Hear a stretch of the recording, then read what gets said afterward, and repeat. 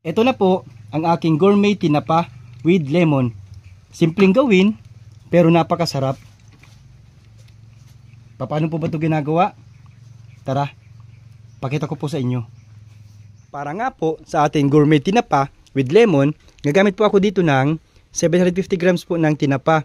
Ito po yung tinapang tinabako kung tawagin po dito sa amin kasi pabilog po yung klase niya. So first step po natin, ito pong tinapa ay iprito po muna natin. Pagkatapos po natin maprito yung mga tinapa, ito po ay hihimayin po natin. Tatanggalin po natin yung ulo, ito po mga ulo po, and yung tinik po sa gitna. And then yung po malalaking tinik, tanggalin din po natin yan hanggat maaari. Magiging ganito po ang kalalabasan po niyan. Yan, yung pong tinik sa gitna, tanggalin din po yan. Yun, ganun lang po. Gamit po tayo ng vegetable oil instead of olive oil. Mahal po kasi ang olive oil. So estimate lang po natin na 500 ml ng mantika. So nasa 900 ml po ito. Estimate lang po natin. Nung po mainit na mantika, naglagay po ako ng 10 pirasong bawang. Wait lang po natin ito hanggang sa mag golden brown. Hindi ko na po iniwa-hiwa yung bawang. Binuo ko na lang po para mas maganda pong tingnan. Kapag yung bawang po ay luto na, isusunod na po natin itong carrots. Nasa 250 grams po ito na carrots. Nilagyan ko lang po ng design. Isusunod ko na po itong bay leaves at pamintang buo. And then sunod na po itong sili. Ang paglagay ko po ng sangkap, 1 minuto po ang pagitan.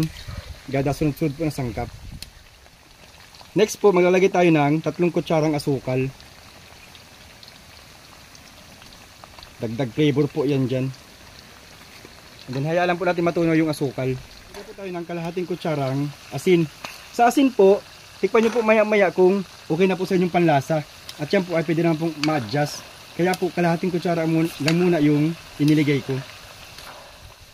Maglalagay po tayo ng 1 kutsarang paprika. Yan po yung magbibigay ng kulay at dagdag flavor na rin po yan sa ating gourmet. Then mix lang po natin yan. Maglalagay po tayo ng 4 na kutsarang suka. Huwag nyo po munang hahaluin. Hayaan nyo po ng nasa 3 minuto. Lastly po, maglalagay tayo ng lemon. 1 buong lemon po yung ginamit ko dito. Ito po yung magbibigay po niya ng mabangong amoy at dagdag flavor din po yan ating lemon na yan. And then mga 3 minutes po, luto na po ito. Pagkalipas lang po ng 3 minutes, okay na po ito. Bali, patay na po natin yung apoy. And then, set aside po muna natin yan. Ipa-cool down po natin. Kapag nag-cool down na po, ihiwalay natin lahat ng sangkap. Itira lang po natin yung oil. Tsaka po pala, tinikman ko po, hindi na ako nagdagdag ng asin. Tama-tama na po yung ganun panlasa sa akin, medyo matabang. Kasi, yung pong ating tinapa, ay meron din naman po yung flavor. May lasa na po yun. Kaya saktong-sakto lang po yung ganun na timpla. Then, ito pong ating mga isda o tinapa na naprito, isalansan lang po natin ng maayos ito sa ating garapon. Estimate nyo na lang po. Kung panegosyo pong gagawin ninyo, dapat meron kayong timbangan kung gaano karami lang pong ilalagay nyo dito sa garapon. Since pang sarili lang po namin ito, talaga pong ipapasolve namin yan. Para talagang solve na solve. Yan po. And then yung pong ating mga nalutong sangkap, paghati-hatiin po natin yan dito sa ating mga nailagay na isda sa garapon. Talong sili.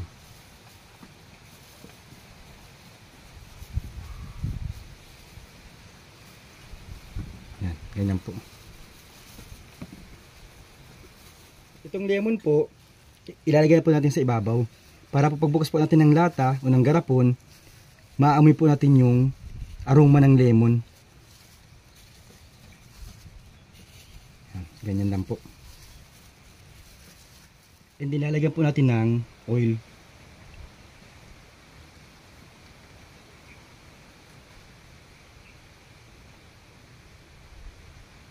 Yan yung mga kaidol.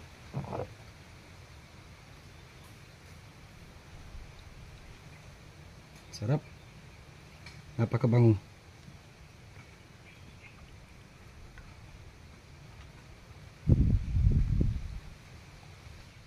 Ito na po ang aking gourmet tinapa. Kakain na po kami. Ready na po ito para kainin. Sarap po. Napakasimpleng gawin. And yet napakasarap. So yun lang po. Please follow, like, and share. Bye-bye.